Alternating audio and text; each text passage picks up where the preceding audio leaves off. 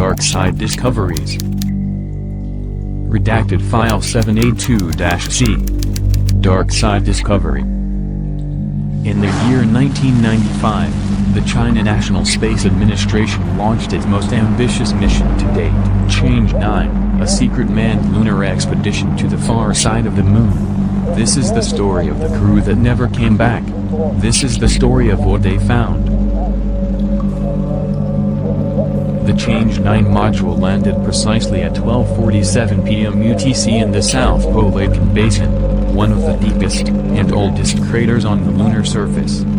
On board were 3 seasoned taikonauts. Commander Liang Wei, a veteran of 2 prior space flights. Engineer Zhao Ming, the team's robotics and systems specialist. Mission Specialist Chen Rui, lunar geology expert. Their orders were clear: establish a forward base, test next-gen lunar rovers, and perform subsurface scans in the basin.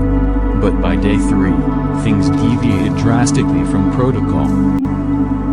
Zhao Ming picked up anomalous electromagnetic readings coming from beneath a jagged rock formation, far too regular, too artificial, to be natural. Using ground-penetrating LiDAR, they uncovered a massive rectangular void, a 4,040 square foot subsurface structure, buried beneath regolithian stone. The structure's walls were composed of a non-reflective, obsidian-like material with zero thermal signature. No emissions. No heat. No sound. Communications with Earth became increasingly unstable. By the time they descended into the alien installation through a fractured entry shaft, all radio contact was lost. Only their helmet cams and flashlights remained operational. Inside, the structure was unfathomably silent, designed in impossible angles and materials that seemed to absorb sound and light. The walls pulsed faintly, and rhythmically, like a slow heartbeat.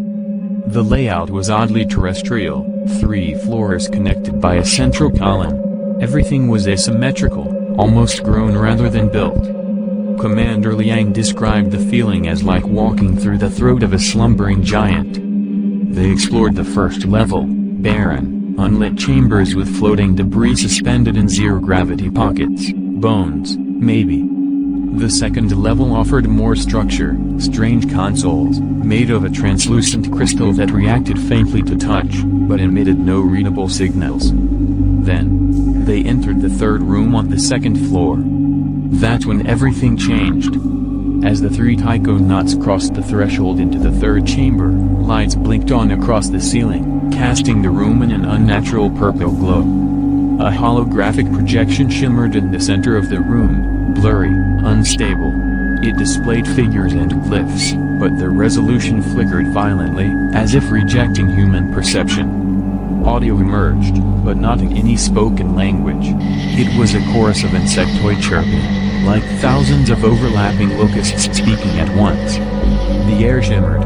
A green gas began seeping from microscopic vents in the floor. Gas detected. Sealing suits now. The suit's artificial intelligence states. Gas levels rising rapidly. The 3 Earthlings exchanged panicked expressions, hurriedly turning around and rushing towards the exit. In their panic, Chen Rui's suit snagged on a jagged piece of the crystalline wall, glass-like and razor-sharp. The rip was small, but fatal. With a hiss, lunar atmosphere rushed into his suit, followed by the gas. Within seconds, Chen's screams pierced the comms.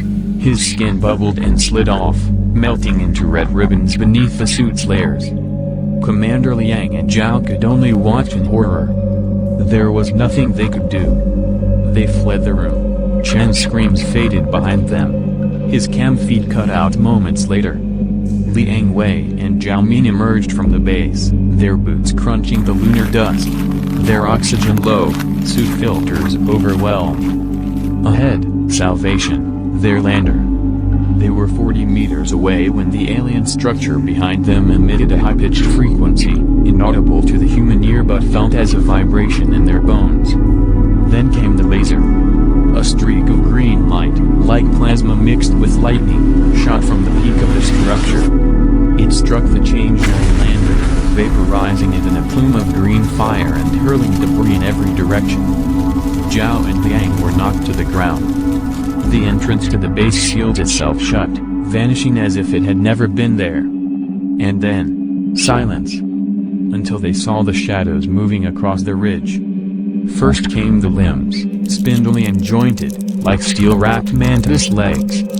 Then the bodies, hunched, armored exoskeletons, reflective like polished obsidian. Their eyes, clusters of glowing orbs, blinking in unison. And their mouths, or what passed for them, dripped with gray viscous fluid that sizzled on the lunar dust. A dozen of them descended in unison. Zhao screamed. The first alien reached him, and within seconds, he was ripped apart, his suit shredded like paper. Liang tried to run, no direction, no chance. Another creature leapt, cleaving into him with scythe-like appendages, cracking bone through the suit. He screamed once. Then nothing. There was no recovery mission. No public report. The Change 9 launch was explained as a systems failure. But one thing is certain. The moon is not empty. And we are not alone. In memory of Commander Liang Wei, Engineer Zhao Ming, and Specialist Chen Rui. Lost. Not forgotten.